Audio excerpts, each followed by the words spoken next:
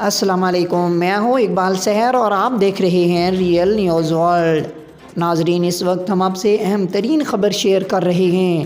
Somalia کے وفاقی دارالخلافہ Mogadishu کے ایک اہم ہوٹل پر مسلح افراد نے حملہ کر دیا۔ اطلاعات کے مطابق مسلح حملہ آوروں نے ہوٹل میں داخل ہونے سے پہلے ہوٹل کے باہر 2 کار بم دھماکے کیے اور بعد میں فائرنگ کرتے ہوئے ہوٹل میں داخل ہو گئے۔ ادھر صومالین سیکیورٹی حکام کا کہنا ہے کہ حملہ آوروں کی جانب سے بارود سے بھری ہوئی 2 گاڑیوں کے ذریعے پہلے موگادیشو کے ہوٹل حیات کے باہر دھماکے کیے۔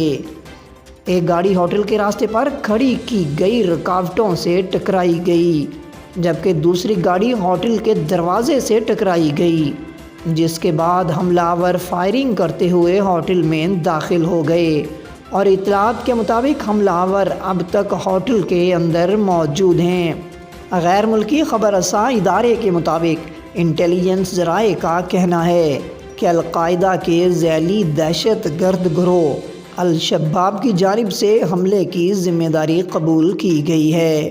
واضح رہی کہ حملہ آور اب تک ہوٹل کے اندر موجود ہیں اور فائرنگ کی آواز سنی جا سکتی ہے۔ انا للہ و انا الیہ راجعون۔ مزید اپڈیٹ کے لیے ہمارے ساتھ وابستہ رہیں۔ اگر آپ نے ابھی تک ہمارے چینل کو سبسکرائب نہیں کیا تو پلیز کر دیجئے اور بیل آئیکن کو پریس کرنا مت بھولیے تاکہ ہماری نئی ویڈیو کا نوٹیفیکیشن بر وقت آپ کو مل سکے۔ کامنٹ باکس میں اپنے خیالات کا اظہار کیجئے۔